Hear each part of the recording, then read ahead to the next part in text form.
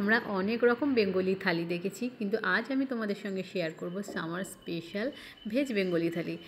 Summer special veg Bengali থালিতে টক তেতো তো অবশ্যই থাকবে, সঙ্গে থাকবে মিষ্টি কিছু। দেখো তাহলে কি কি রান্না করছি। তো বিকাল বিকাল চলে এসেছি ছাদে, বিকাল বিকালও বলবো না, সন্ধ্যের একটু আগে ছাদে চলে এসেছি। দেখতেই তো পাচ্ছ লাইটটা কেমন কম কম। তো প্রথমে আমি চালটা ধুয়ে নিচ্ছি, ভাত বসিয়ে দেবো। আর এপাশে আমার ডাঁটা শাকগুলো অনেক বড় হয়ে গেছে, ডাঁটা শাকগুলো বড় বড় ডাঁটা শাকগুলো তুলে খাওয়ার পরে যেগুলো ছোটো গাছ ছিল সেগুলো বড় হয়েছে। প্রথমে ভাতটা বসিয়ে দিচ্ছি, ভাত বসানোর পর সবজি টবজি কাটবো। ভাতটা সবার শেষে করলে ভালো হতো, গরম গরম ভাতের সঙ্গে তরকারিগুলো খেতে বেশি ভালো লাগতো। কিন্তু কি আর করব বলো, সবজিগুলো কাটতেও বেশ খানিকটা টাইম লাগবে, ততটুকু সময় ভাতটাও হয়ে যাবে। তো ভাতটা বসিয়ে দিয়ে এখন সবজি কাটবো। আর দেখেছি আমার পিটুনিয়া গাছে এখনও পর্যন্ত ফুল ফুটছে। আশা করি বর্ষা পর্যন্ত ফুল ফুটবে। খুব বর্ষায় গাছগুলো মরে যায়, যেহেতু ঠিকঠাক যত্ন পাচ্ছে সেজন্য গাছগুলো এখনও পর্যন্ত টিকে আছে। কার কার বাড়িতে এখনও পর্যন্ত পিটুনিয়া ফুল ফুটছে অবশ্যই আমাকে কমেন্ট করে জানাবে। তো এখানে আমি লম্বা লম্বা করে বেগুন কেটে নিলাম, আর কাটছি উচ্ছে। খুব বেশি মোটাও না, খুব বেশি পাতলাও না, মাঝারি করে উচ্ছেগুলো কেটে নিলাম। আর উচ্ছের দানা খেতে কারা কারা ভালোবাসো বলো তো? উচ্ছের দানা, পটলের দানা খেতে আমি ভীষণ ভালোবাসি। অদ্ভুত অদ্ভুত কিছু জিনিস আছে যেগুলো আমি সত্যিই ভীষণ ভালোবাসি। কাঁঠালের দানা, আর কিছু কিসের দানা কি জানি এই মুহূর্তে মনে পড়ছে না, ছাড়ো। আলুগুলো আমি গ্রেট করে নিয়েছি, গ্রেট করে জলে ভিজিয়ে রাখছি। আলু থেকে যত বেশি কষ ছাড়বে, আলুটা ভাজলে তত বেশি সাদা হবে। আর কষ ভালোভাবে না ছাড়লে কিন্তু আলু ভাজার পর আলু ভাজাগুলো লালচে লালচে হয়। আর ওদিকে ভাতটাও প্রায় হয়ে এসেছে। আমি ছিঁড়তে এসেছি গাছ থেকে আম।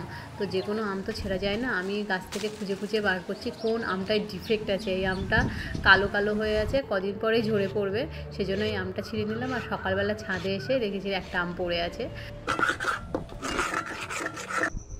সবজিগুলো কেটে গুছিয়ে নিতে নিতে আমার ভাত আর ডাল সিদ্ধ হয়ে গেল।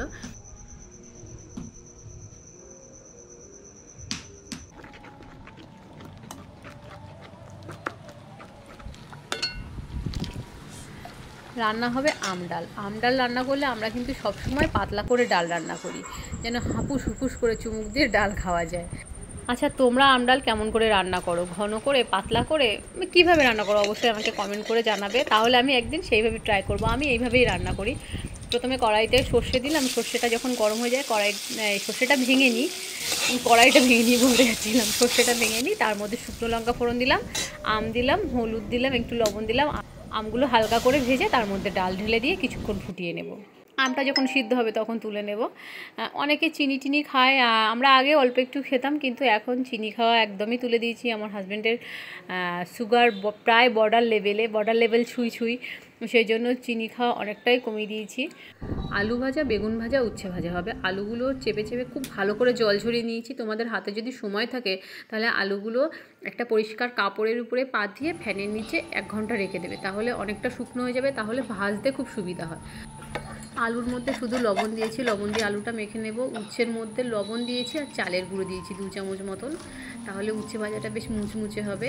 আর বেগুনের মধ্যে দিয়েছি লবণ, হলুদ, লঙ্কা গুঁড়ো আর চালের গুঁড়ো। এভাবে কখনো বেগুন ভাজা করেছো? একবার এভাবে বেগুন ভাজা করে খেয়ে অবশ্যই আমাকে জানাবে কেমন হয়েছে।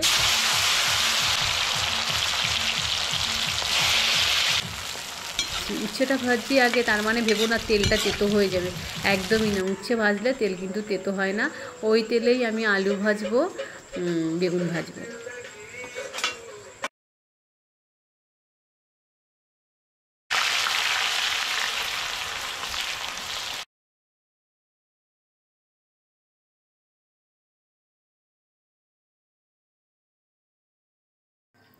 আলুটা একদম মুচমুচে করে ভাজবো, একটু টাইম লাগবে ভাজতে।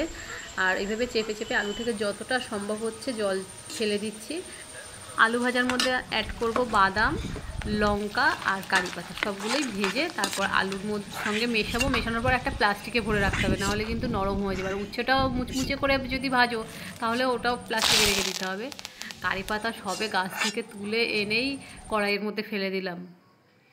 সব থেকে সমস্যা হয়েছিল বেগুন ভাজতে, বেগুনগুলো লম্বা লম্বা করে কাটা, আর কড়াইটা তো নিচেটা ফ্ল্যাট না, এবার ভাজতে গিয়ে নাজেহাল অবস্থা হয়েছিল। বেগুন উল্টে মোটে সেটাকে আমি ঠিকঠাক করে ভাজতেই পারছিলাম, খুব কষ্টে বেগুনগুলো ভেজেছি।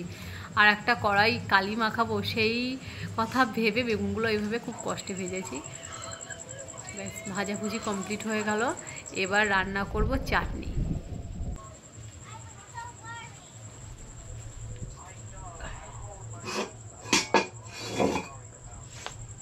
তেল খুব গরম হয়ে গেছিলো, সেজন্য তখন লঙ্কা ভাজতে পারিনি। কড়াইটা নামানোর পর তেলটা একটু ঠান্ডা হলো, তারপর লঙ্কাগুলো ভাজলাম। আচ্ছা, কড়াইতে সর্ষে দিয়েছি, সর্ষেটা ভেঙে নেওয়ার পর তেল দিয়েছি, তারপর আম দিয়েছি। আম হালকা করে ভেজে নিয়ে এর মধ্যে জল ঢেলে দেবো। আমের চাটনি কিন্তু করব না, করব আমের টক। মানে আমগুলো হালকা গোটা গোটা থাকবে, পুরো গোটা থাকবে না, একটু কিছু আম একটু ভেঙে দেবো, কিছু আম গোটা থাকবে। আর ডাল যেমন হয় এরকম পাতলা ঝোলের মতন হবে, এটাকে বলে আমের টক। এটাই হলো অথেন্টিক বাঙালি চাটনি। চাটনির মধ্যে কাজু কিশমিশ দেওয়া, ও তো আমরা অন্যদের দেখে শিখেছি। যাই হোক, চেকে টেকে দেখলাম সব ঠিকঠাক আছে, নামিয়ে নিলাম। এবার বানাচ্ছি পায়েস। মিষ্টি কিছু হবে বললাম, আর বাঙালিদের মিষ্টি কিছু মানে পায়েস আর রসগোল্লা থাকবে। রসগোল্লা তো আর এখন বানাতে পারবো না, আর বানানোর সময়ও নেই, ইচ্ছাও নেই। যাই হোক, আমি পায়েস বানাচ্ছি। দুধটা ওদিকে গরম বসিয়ে দিয়েছি, আর দুধটা ফুটে উঠলে ওর মধ্যে চাল দিয়ে দিয়েছি। অন্যদিকে অল্প একটু দুধ, গরম দুধ এনে তার মধ্যে 2 প্যাকেট, 10 টাকার প্যাকেট, কত গ্রাম করে থাকে আমি জানি না, 50 গ্রাম করে থাকে মনে হয়, আমুল দুধ থাকে, সেই দুধটা গুলে নিয়েছি। পায়েসের মধ্যে আমুল দুধ দিলে পায়েসের টেস্ট একদম পাল্টে যায়, খুব ভালো লাগে। একটা নারকেল ফাটিয়ে জলটা খেয়ে নিলাম, খেয়ে শরীরটা ঠান্ডা করে নারকেলটা ফুটতে বসে গেলাম। ঋতু আমার পড়াশুনো হয়ে গেছে, ও এখন ছাদে এসছে, এসে বসে বসে কার্টুন দেখছে। আমার রান্না কমপ্লিট হলে খেতে দেবো, সেই অপেক্ষায় বসে আছে। যাই হোক, পায়েস রান্নাও হয়ে গেছে। পায়েসটা দেখা যাচ্ছে পাতলা, কিন্তু আরও খানিকটা পাতলা করতে হতো। যখন ঠান্ডা হয়ে গেছিলো তখন একদম জমে গেছিলো। পায়েসটা দেখেই লোভ লাগছে না? আচ্ছা, কে কে পায়েস খেতে পছন্দ করো, মিষ্টি খেতে পছন্দ করো? আমি মানে মিষ্টি জিনিস হলেই সেটা খেতে পছন্দ করি, সেটা পায়েস হোক, রসগোল্লা হোক, লাড্ডু হোক, যাই হোক না কেন। দেখো, এখানে আমি এখন নারকেলের মধ্যে দিলাম কাজু, 2 চামচ পোস্ত, 2 চামচ সর্ষে, আর 4-5টা কাঁচা লঙ্কা দিয়ে ভালো করে বেটে নিয়েছি। বেটে নেওয়ার পর ওর মধ্যে দিয়ে দিয়েছি স্বাদ মতো লবণ, সামান্য একটু চিনি, চিনিটাও স্বাদ মতো দেবে যে যেমন খাও। আর দিয়ে দিচ্ছি কাঁচা সর্ষের তেল, 3 চামচ মতো দিয়েছি। দিয়ে খুব ভালো করে মশলাটা মিশিয়ে নিচ্ছি। মেশানোর পর এবার ওটাকে সাইডে রেখে দিয়ে এখন পনিরটা কেটে নিচ্ছি। পনিরটা এরকম চওড়া চওড়া করে বড় বড় করে কেটে নিচ্ছি। কি হবে বলো তো? হবে পনির পাতুরি। নিরামিষ রান্না হবে, অথচ পনির পাতুরি হবে না, সেটা কি হয় বলো? পাতাটা এভাবে সেঁকে নিলাম, যাতে যখন পাতাটা মুড়বো যেন ভেঙে না যায়, সেঁকে নিলে একটু নরম হয়ে যাবে। ব্যাস, প্রথমে মশলাটা দিয়ে দিলাম কলা পাতার উপর, মাঝখানে আমি পনিরটা বসিয়ে দিলাম, উপরে আবার মশলা দিলাম, তার উপরে একটা লঙ্কা দিলাম। ব্যাস, সুন্দর করে বেঁধে নিলাম। আর কি দিয়ে বাঁধছি বলো তো? কোনো সুতো টুতো না, কিন্তু কলা পাতার যে মানে কলার ডেগোর যে আঁশ ওঠে, আঁশ বলে ওটাকে, যাই হোক, সুতোর মতন ওঠে, এই দেখো এইভাবে তুলেছি, সেটা দিয়েই কিন্তু আমি পাতুরিটা বেঁধেছি। তার জন্য কোনো আলাদা সুতো ব্যবহার করিনি।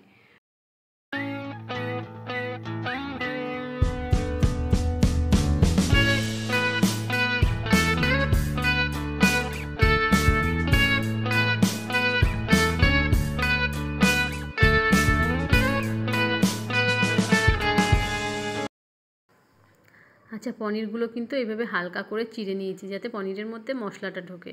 এভাবেও নিতে পারো, আর প্লেন বসিয়েও দিতে পারো, এভাবেও পনির দিতে পারো, নাও দিতে পারো। সুন্দর করে সমস্ত পনিরগুলো এরকম মশলা মাখিয়ে একদম কলা পাতায় মুড়ে রেডি করে নিলাম। এবার ভাপে বসাবো। এতক্ষণে উনুন তো নিভে গেছে, আর উনান ধরাতে ইচ্ছে করছে না, সেজন্য ইন্ডাকশান নিয়ে আসলাম। গামলায় জল দিয়ে দিয়েছি, আর এই স্টিলের ঝুড়িটা দিয়ে দিয়েছি। বেশ, এর মধ্যে 4 পিস দিয়ে দিলাম। 4 পিসের বেশি ধরবেও না। মিনিট 10 পরে এভাবে উল্টে দিলাম, যাতে নিচের পিঠটাও ভালোভাবে সিদ্ধ হয়ে যায়।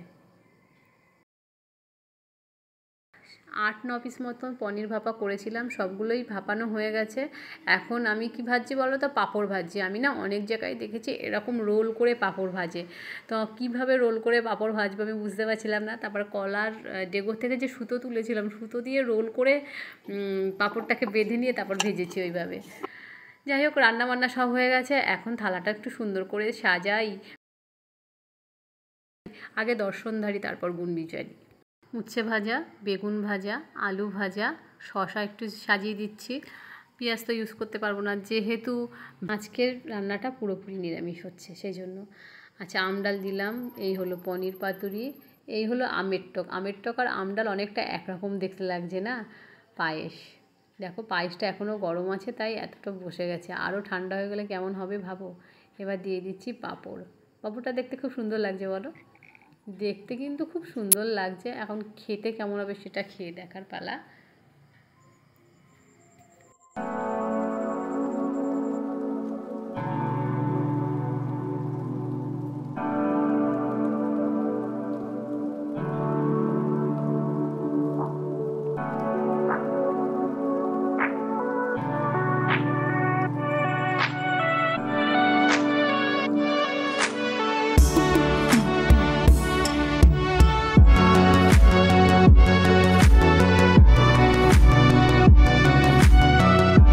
ব্যাস খেতে বসে গেলাম। আর সব সময় বাটি সাজিয়ে এইভাবে আমি নিজেই খাই, কারণ আমার আগে সবার খাওয়া হয়ে যায়।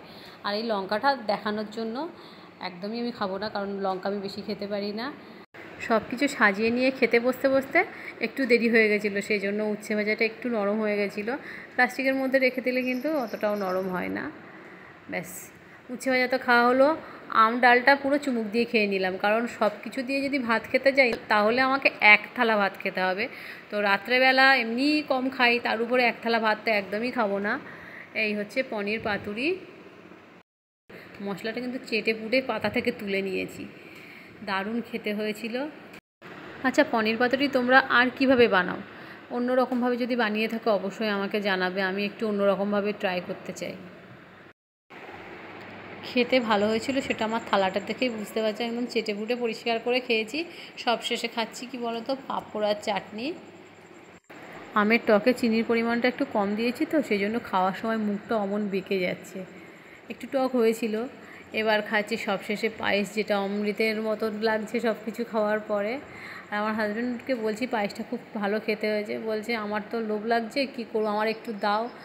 তো বললো তোমার পাত থেকেই একটু দাও, যদি বাটিতে করে আলাদাভাবে খেতে যাই তাহলে কিন্তু একটু বেশি খাওয়া হয়ে যাবে।